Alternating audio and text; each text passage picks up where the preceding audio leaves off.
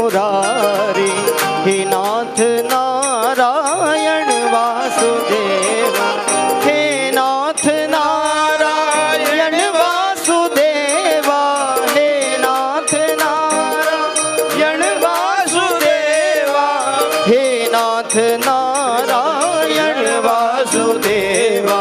श्री कृष्ण गोविंद हरे मुरारी, हे नाथ नारायण वासुदेवा, श्री कृष्ण गोविंद हरे मुरारी, हे नाथ नारायण। एक बार हाथ उठा करके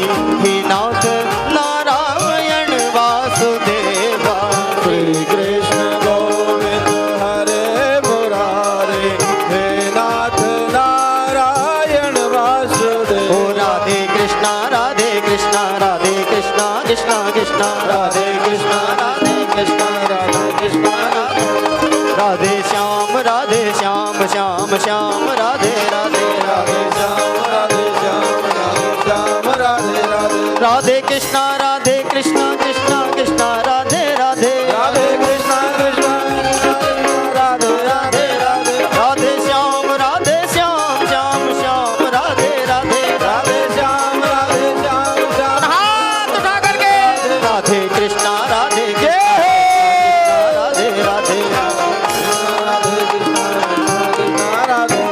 राधे श्याम श्याम राधे राधे, कृष्णा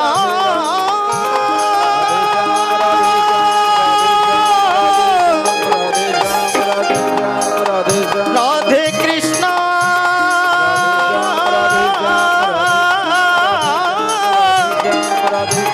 हरे हरे, श्याम श्याम श्याम राधे राधे, राधे राधे राधे कृष्णा कृष्णा कृष्णा राधे राधे, श्याम श्याम श्याम राधे राधे। जय जय श्री राधे। इतना दिव्य मंगल में कीर्तन हुआ, कीर्तन में गोविंद का प्राकट्य हो गया। भगवान कहने लगे बताओ क्या चाहिए। नारद जी बोले कि जहां भी कीर्तन हो वहां आपका दर्शन भक्तों को हो जाए, बस यही चाहिए और कुछ नहीं चाहिए। भगवान ने वरदान दिया जहां मेरा विशेष कीर्तन होगा वहां पर भक्त लोग मेरा दर्शन नाम के अंदर ही मेरा दर्शन महसूस करेंगे। भगवान अंतर ध्यान हो गए। यही प्रसंग श्री सूत जी महाराज ने सोनकादिक 88,000 ऋषियों को श्रवण कराया। यही प्रसंग सनत कुमारों ने नारद जी को और भक्ति माता को लक्ष्य करके श्रवण कराया। और यही प्रसंग श्री सुखदेव जी ने राजा परीक्षित को श्रवण कराया। श्रीमद् भागवत कथा अमृत है। इसका जो पान करे उसका जीवन धन्य हो जाता है, उसका जीवन पवित्र हो जाता है। अभी हमने भागवत जी के महात्म्य को श्रवण किया।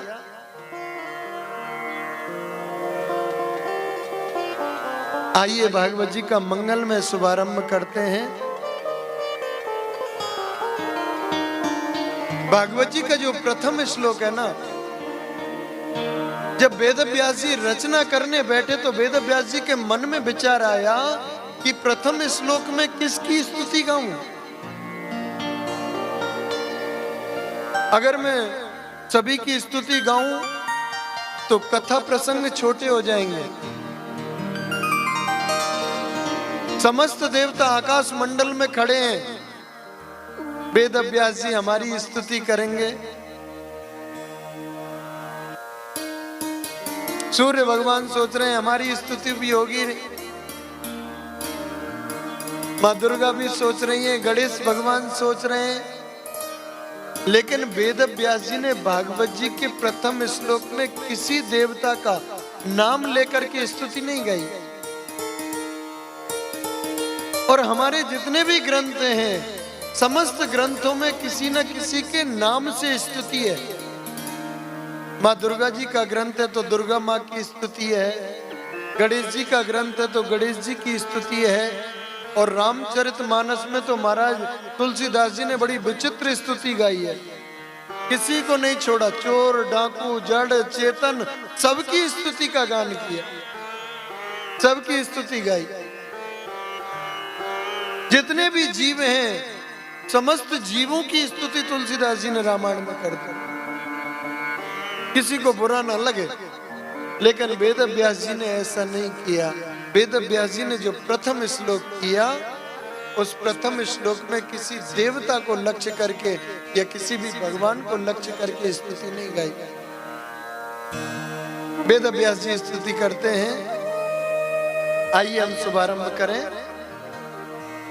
ओम स्वस्ति श्री गणेश जन्माद्यस्य यतोऽन्वयादितरत् चार्थेष्वभिज्ञ स्वराट तेने ब्रह्म हृदय आदि कवये मुह्यन्ति यत्सूरयः तेजो वारिमृदां यथा विनिमयो यत्र त्रिसर्गो मृषा धाम्ना स्वेन सदा निरस्तकुहकं सत्यं परं धीमहि।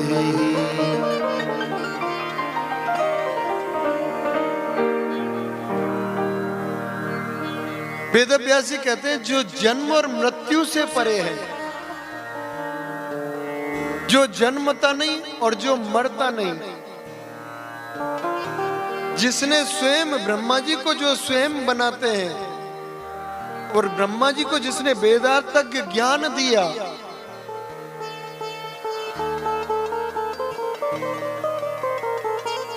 जो होने पर भी अपना प्रकट रूप नहीं दिखाते और ना होने पर भी स्वयं प्रकट होते हैं, जो जन्म और मृत्यु से परे है,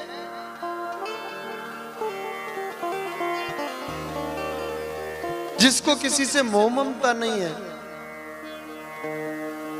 जो अपने स्वरूप में विद्यमान रहता है, कभी अपने स्वरूप को नहीं बदलता।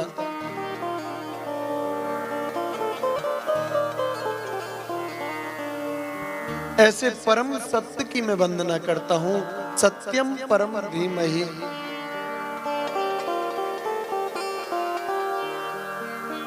अब ऐसे कौन है जिसका कभी जन्म मृत्यु नहीं होती है? तो भगवान ही है। भगवान का अवतार होता है और भगवान का अंतर ध्यान होता है। सत्यम परम धीमहि, केवल सत्य की वंदना की। और वैसे भी जीवन में जो सत्य है वो पूर्ण है। धर्म न दूसर सत्य समाना, सत्य से बढ़कर कोई धर्म नहीं है। अब वेद व्यास जी कहना चाहते हैं कि अब कोई किसी को बुरा भी नहीं लगेगा कि हमारी स्तुति नहीं गाई, क्योंकि गणेश जी सत्य हैं, उनकी जन्म मृत्यु नहीं है। मां शंकर भगवान सत्य हैं, राम जी सत्य हैं, और सत्य ही ईश्वर है। इसलिए वेद व्यास जी ने केवल सत्य की वंदना कही। सांच बराबर तप नहीं, झूठ बराबर पाप, और जाके हृदय सांच है ताके हृदय आप। सत्य से बड़ा कोई धर्म नहीं होता और असत्य से बड़ा कोई पाप नहीं होता। इसलिए वेद व्यास जी कहना चाह रहे हैं कि अगर हम भागवत श्रवण करें तो ज्यादा से ज्यादा संकल्प लें सत्य बोलने का, ज्यादा से ज्यादा सत्य बोलने की चेष्टा करें, तो ही हमारा भागवत श्रवण करना सफल है। इसलिए वेद व्यास जी ने पहले श्लोक में सत्य की वंदना कही।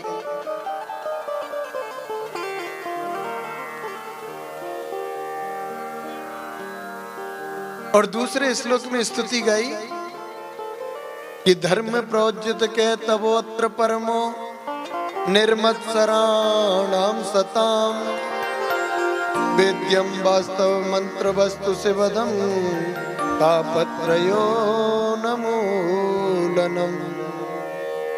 श्रीमद्भागवते महामुनिकृते किंबा परैरीश्वरा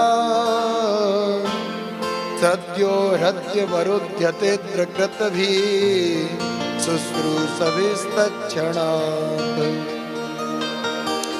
भागवत जी में परम धर्म का निरूपण किया। ये परम धर्म क्या है? कहते हैं परम धर्म है कृष्ण कथा। कृष्ण कथा श्रवण करना ही परम धर्म है।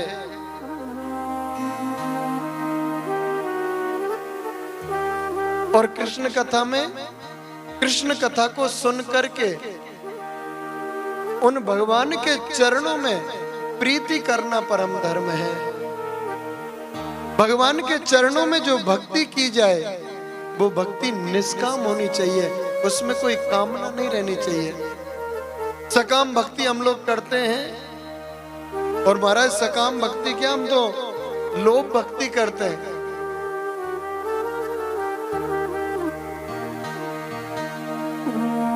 हमारा ये काम हो जाए तुम्हारी सवा मनी करेंगे, हमारा ये काम हो जाए तुम्हें पोशाक वस्त्र अर्पण करेंगे। हैं? भगवान तुम्हारी सवा मनी के भूखे हैं कि तुम्हारा काम करें फिर सवा मनी का भोग लगवाएं। लोभ दिया जाता है भगवान को भी।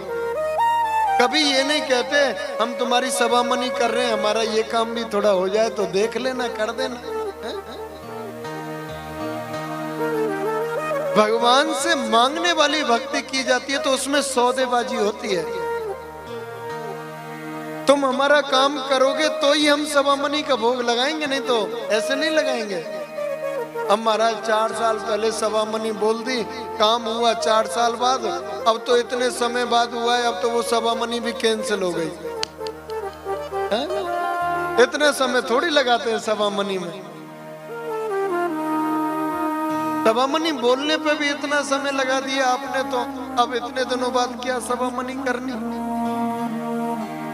तो परम धर्म है कृष्ण कथा, भगवत कथा श्रवण करना, और भगवत कथा श्रवण करके उसको जीवन में उतारना, भगवान के चरणों में भक्ति करना, ये परम धर्म है।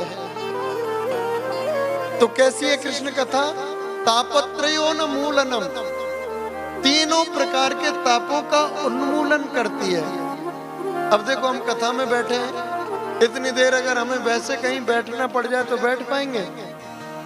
ना शरीर में कोई आदि ना कोई व्याधि नहीं। अब तक तो 2-4 बार थोड़ा सा बैठ करके लेट लिए होते हैं। इतनी देर से बैठे बैठे बैठे थक गए। ऐसे मन में विचार आता। लेकिन कथा में बैठे हैं तो ना कोई दैहिक ताप, ना कोई आदि भौतिक ताप, ना आध्यात्मिक ताप।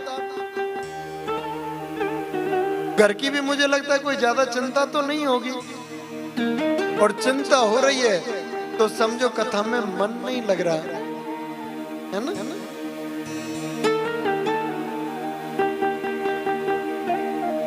तो तापत्रयो न मूलनम, तीनों प्रकार के ताप भगवान की भक्ति से, भगवान की कथा में, भगवान के कीर्तन में तीनों प्रकार के ताप नष्ट हो जाते हैं।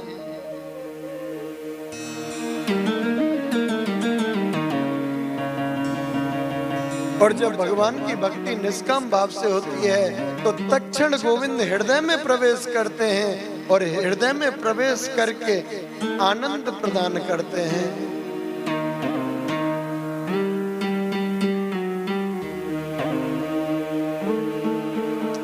भागवत कथा का नियम है कि जहां भी भागवत कथा हो रही हो ना, तो वहां बुलाने से जो फल मिलता है उससे ज्यादा फल बिना बुलाए मिलता है। कई लोग सोचते हैं निमंत्रण, तो निमंत्रण की तो आशा ही नहीं। और जितने भी लोग भक्त लोग कथा पंडाल में बैठे होते हैं ना, वो सब ये सोच करके कथा श्रवण करें कि ये कथा हम करा रहे हैं, भगवान ने हमारे ऊपर कृपा की और हम ये कथा करा रहे हैं, तो वो कथा फिर विशेष हो जाती है, विशेष फलदायी होती है। और जब ऐसे सोच कर के हम कथा श्रवण करते हैं तो हमारे हृदय में गोविंद का प्राकट्य हो जाता है, भागवत जी का प्राकट्य हो जाता है। कहते हैं भागवत जी का प्राकट्य कैसे हुआ, भागवत जी प्रकट कैसे हुई,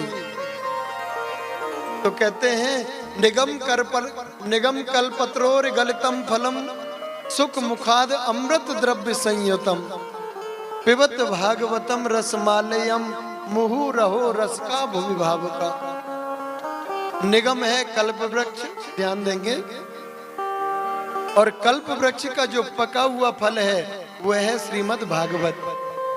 अब ये पका हुआ फल नीचे कैसे आया, तो कहते हैं सुख मुखाद अमृत द्रव्य संयुतम, सुखदेव जी का मुख लगने से ये पका हुआ फल नीचे आया। बोले फल में तो गुठली छिलका और अन्य भी होते हैं, तो कहते हैं अमृत द्रव्य संयुतम, केवल अमृत द्रव्य इस फल में भरा हुआ है। अब इस अमृत द्रव्य का क्या करें, बोले पिबत भागवतम रसमालयम, जितना हो सके इस अमृत रस को पियो। बोले कितनी बार पिए, आजकल तो भागवत कथा कहीं ना कहीं चल रही होती है। बोले मुहु रहो रस का भूमि भाव का, एक बार नहीं, दो बार नहीं, बार बार पियो। मुक्ति पर्यंतम, जब तक मुक्ति ना हो जाए। मुक्ति का मतलब मरना नहीं होता। आप कहीं सोचें, पहले तो ये भाव से कोई कथा सुनता ही नहीं है? बताओ, इस भाव से कोई कथा सुनता है कि हम कथा सुने और विमान आ जाए? है?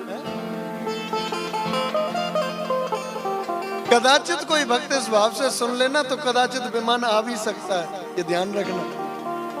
हाँ। और विमान का मतलब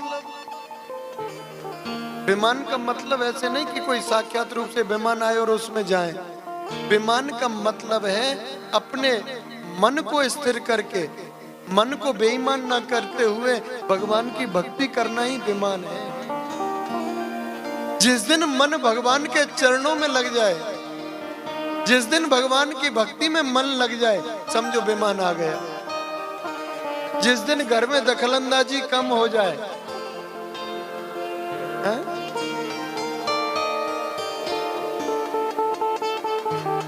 जिस दिन मोह खत्म हो जाए, ममता थोड़ी कम हो जाए, समझ लो विमान आ गया। विमान का मतलब मरना नहीं है, मुक्ति का मतलब मरना नहीं है। मुक्ति तो जीवित अवस्था में ही ग्रहण करनी चाहिए।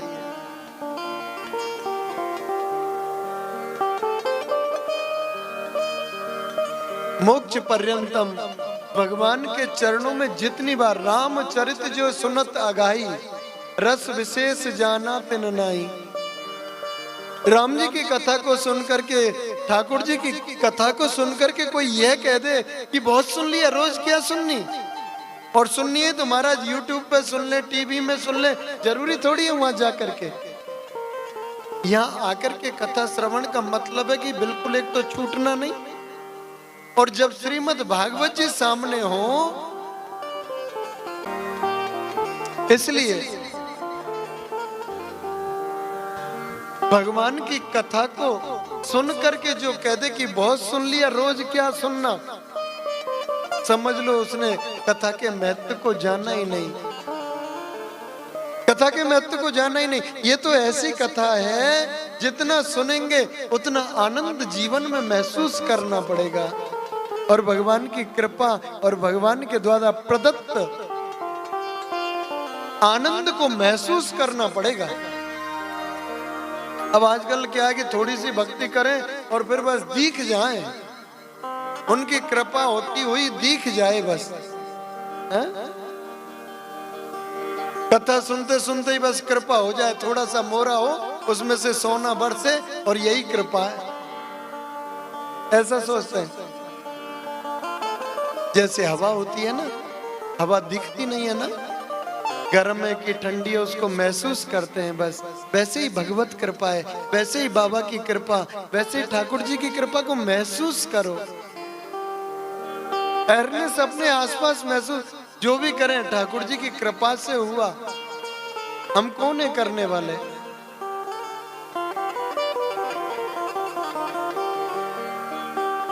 तो मुहु रहो रस का विभाव का, एक बार नहीं, दो बार नहीं, जितनी बार मौका मिले उतनी बार कथा को मुहुर्मुहु बार बार सुनो, जितना सुनोगे उतना आनंद आएगा।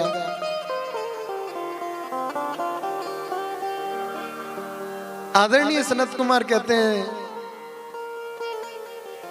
आदरणीय श्री सूत जी महाराज कहते हैं, ऋषियों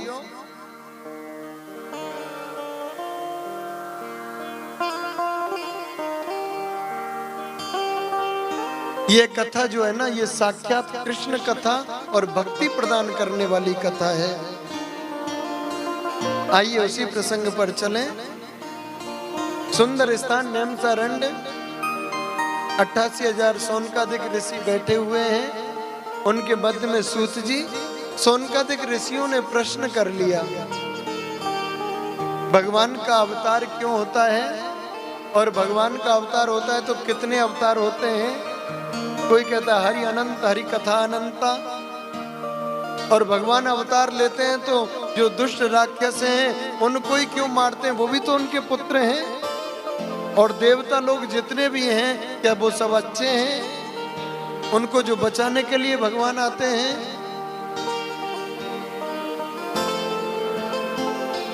और भगवान गीता में कहते हैं कि धर्म संस्थापनार्थाय संभवामि युगे युगे, मैं धर्म की स्थापना के लिए अवतार लेता हूँ। और जब भगवान धर्म की स्थापना करके जाते हैं तो धर्म तो अकेला पड़ गया होगा। जब कलयुग आया तो कलयुग में धर्म किसकी शरण में गया। ये सब हमारे प्रश्न हैं और हमारी लालसा है कि आप संक्षिप्त में सुनाएं।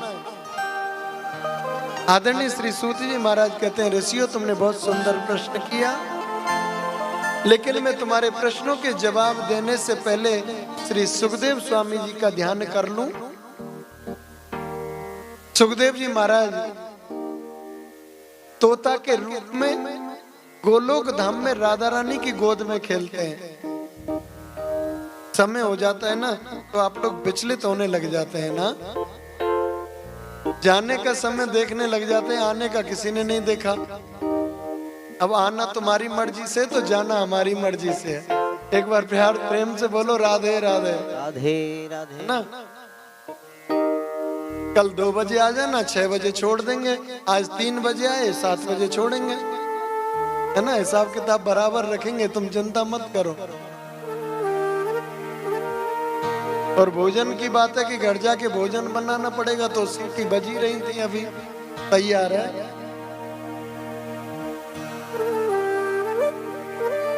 सुखदेव जी महाराज राधा रानी की गोद में क्रीड़ा करते, राधा रानी ने कहा सुखदेव तुम पृथ्वी पर जाओ और जाकर के जन जन में भागवत धर्म का प्रचार प्रसार करो।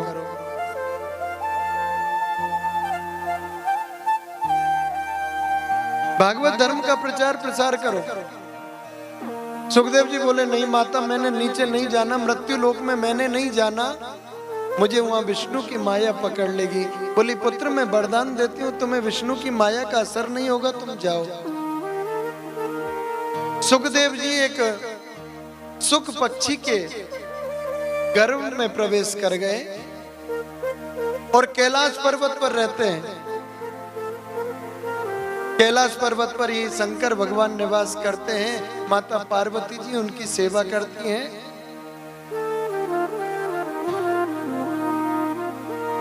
सुख पक्षी ने अंडे के रूप में श्री सुखदेव जी का जन्म हुआ। अंडा टूट गया, उसमें से जीव का प्रादुर्भाव हुआ, तो ठंडी शीत लहरों के कारण वो अंडा टूट गया, वो बालक मर गया। मरणावस्था में जैसे ही पहुंचा, नारद जी को चिंता हुई, जाकर के माता पार्वती से बोले माता तुमको पता है शंकर भगवान जिस मुंड माला को गले में पहन करके घूमते हैं उसमें किसके मुंड लगे तुमको पता है? माता पार्वती बोली सुनो, प्रेम तो बहुत करते हैं पर ये तो कभी नहीं बताया। बोले प्रेम करते होते तो जरूर बताया होता, इसका मतलब प्रेम करते ही नहीं। नारद जी माता पार्वती को और थोड़ा क्रोधित करके चले गए।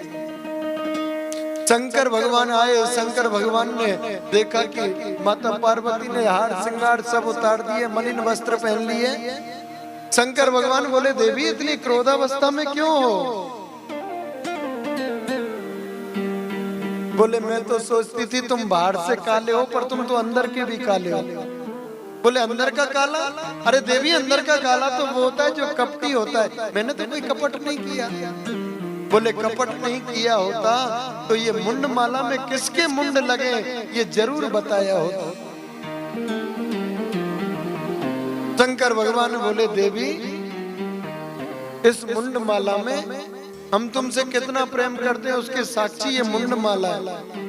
वैसे तो तुम पराम्बा हो, जगदम्बा हो, जगत जननी हो, लेकिन जब भी तुम लीला सिद्धि के लिए शरीर परिवर्तन करती हो, तुम्हारी मृत्यु के बाद में तुम्हारा मुंड हम अपने गले में धारण कर लेते हैं। माता पार्वती बोली फिर तो तुम महाकपटी हो।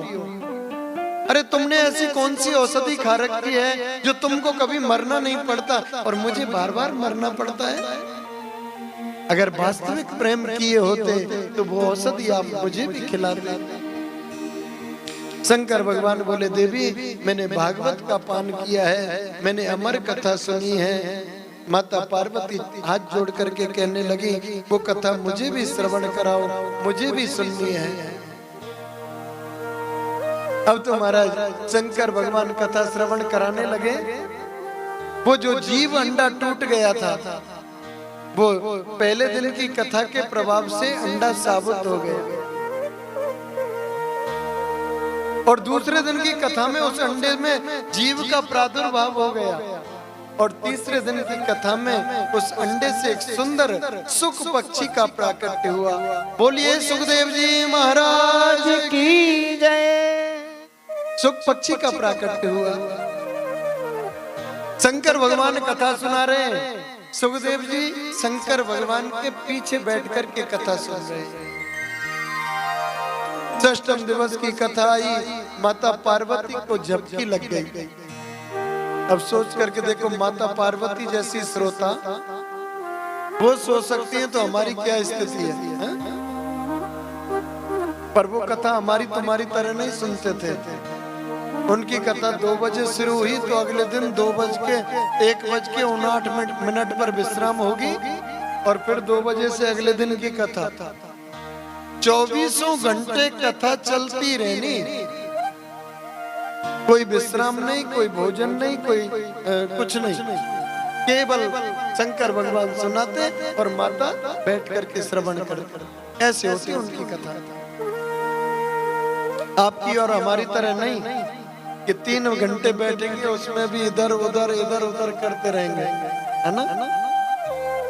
एक बार प्रेम से बोलो राधे राधे राधे राधे।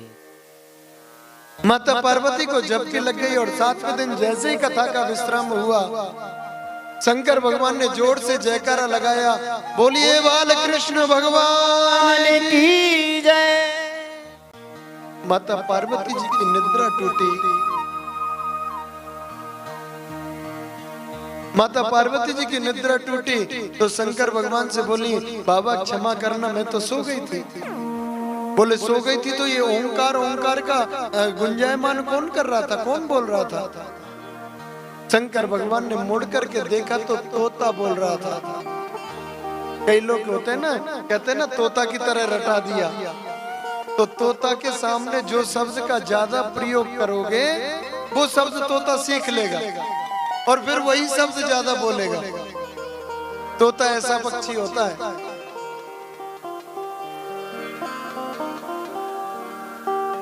शंकर भगवान ने देखा, इसने कथा सुनी, मुझे कोई आपत्ति नहीं, लेकिन इसने पीछे बैठ करके सुनी, मानो इसने वेद विद्या को चोरी की है। शंकर भगवान ने तुरंत त्रिशूल उठाया और सुखदेव जी को मारने के लिए दौड़े। अब तो आगे आगे सुखदेव जी और पीछे पीछे शंकर भगवान त्रिशूल लेकर के। सुखदेव जी दौड़े चले जा रहे हैं। कैलाश पर्वत से नीचे उतरते हैं तो बद्रीनाथ धाम, बद्री का आश्रम, और वहां पर एक वेद व्यास जी की दिव्य पर्णकुटी का नाम सम्यप्रास। वेद व्यास जी के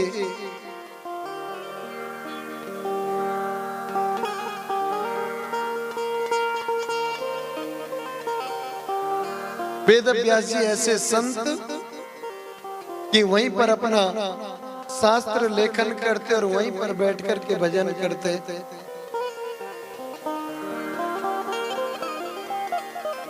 सुखदेव जी जनने से सुखदेव जी दौड़े आए और वेद व्यास जी की पत्नी के मुख में होकर के गर्भ में प्रवेश कर गए। गर्भ में प्रवेश कर गए। शंकर भगवान ने सब जगह ढूंढा, कहीं मिले नहीं तो लौट करके वापस चले गए। छोड़ूंगा नहीं, इसने वेद विद्या की चोरी की है। शंकर भगवान चले गए। एक दिन माता बिटका देवी कहने लगी, मेरे गर्भ से वेद मंत्रों का उच्चारण होता है, वेद मंत्रों की ध्वनि होती है। वेद व्यास जी कहने लगे, जरूर कोई भक्त पुरुष होगा, जरूर कोई दिव्य भक्त तुम्हारे गर्भ में है, लेकिन बाहर आने का नाम नहीं लेता। 12 वर्ष हो गए। सुखदेव जी 12 वर्ष तक गर्भ में रहे और कहते हैं, गर्भवास समम दुखम ना भूतो ना भविष्यति। जितना कष्ट गर्भ में होता है ना, वो ना कभी मिला ना कभी मिलेगा। माँ थोड़ा सा गरम खा ले, चटपटा खा ले तो बालक को तकलीफ, माँ थोड़ा गलत आसन से बैठ जाए तो बालक को तकलीफ, और कभी कभी छोटे छोटे कृमि बालक को कचोटते रहते हैं। कई बालक देवी गर्भ से ही जवाब दे दिया, मैं बाहर नहीं आऊंगा। अगर स्वयं विष्णुपति आकर के कहें कि मेरी माया तुम्हें नहीं पकड़ेगी तो मैं गर्भ से बाहर आऊंगा। गोविंद को आना पड़ा। गोविंद ने आकर के कहा, पुत्र सुखदेव तुम आओ, जन जन में भागवत धर्म का प्रचार प्रसार करो, तुम्हें मेरी माया का असर नहीं होगा। सुखदेव जी ने जन्म लिया और जन्म लेते ही तुरंत वन को चल दिए। आदरणीय वेद व्यास जी पुत्र पुत्र कह के बुलाते हैं तो वृक्ष बाद में दोबारा से वृक्षों से आवाज आती है, पुत्र। मानो वृक्ष कहना चाहते हैं वेद व्यास जी, किसको पुत्र कह रहे हैं? पता नहीं कितनी बार ये तुम्हारे पिताजी बन गए, तुम इनके पुत्र बन गए। पता नहीं कितनी बार तुम इनके पुत्र बन गए, ये तुम्हारे पिताजी बन गए। पूर्व जन्म की क्या पता कि हम क्या थे। वेद व्यास जी सुखदेव जी को लौटा कर नहीं ला सके, कोपिन भी धारण नहीं की हुई, चौड़ा वक्षस्थल, लंबी भुजाएं, दिव्य चमकता हुआ तेज स्वरूप चेहरा, और सुखदेव जी तुरंत जन्म लेते ही वन को चले जा रहे हैं। यम प्रव्रजन्तमनपेतमपेत कृत्यम द्वैपायनो विरह कातर आजुहाव पुत्रेति तन्मयतया तरवो विनेदु तम सर्वभूत हृदयं मुनिमानतोस्मि। ऐसे सर्वभूत हृदय श्री सुखदेव जी महाराज को हम प्रणाम करते हैं। सुखदेव जी महाराज के चरणों में बारंबार वंदना करते हैं।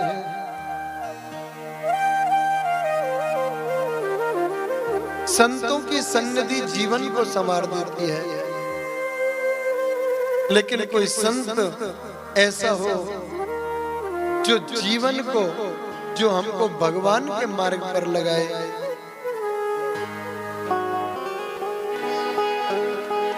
आदरणीय सोनकादिक ऋषियों ने जो प्रश्न किए हैं, उन प्रश्नों के उत्तर कल के कथा प्रसंग में करेंगे। अभी सुखदेव जी का जन्म हुआ, वन में गए, तपस्या कर रहे हैं। आप भी 2 घड़ी पहले कीर्तन करेंगे, और कीर्तन के बाद में आरती, और आरती के बाद सभी प्रसाद लेकर के जाएंगे। ये जीवन है तेरे। सबसे निवेदन कि कल 2 बजे ठीक पहुंचेंगे। आज तो 6 बजे विश्राम हो रही है, कल ठीक 2 बजे कथा पंडाल में आप लोग आएंगे तो कथा को पूर्ण रूप से और विस्तार से कह सकेंगे। आज की कथा बड़ी संक्षिप्त में करी, और संक्षिप्त में करने का कारण समय अभाव, और उसमें मुझे लगता है कि भगवान की कथा तो मंगलमयी होती है, आनंदमयी होती है, लेकिन समय पूरा होगा तो ज्यादा आनंद हम लोग लेंगे। तो कल ठीक 2 बजे आप लोग पधारेंगे। आइए 2 घड़ी हरि नाम संकीर्तन करते हुए, भगवान का ध्यान करते हुए। जीवन है तेरे हवाले मुरलिया वाले, जीवन है तेरे हवाले मुरलिया, हाँ जीवन है तेरे हवाले मुरलिया वाले, जीवन है। हाँ रे मुरलिया वाले, हो रे मुरलिया वाले, हाँ रे मुरलिया वाले, हाँ रे मुरलिया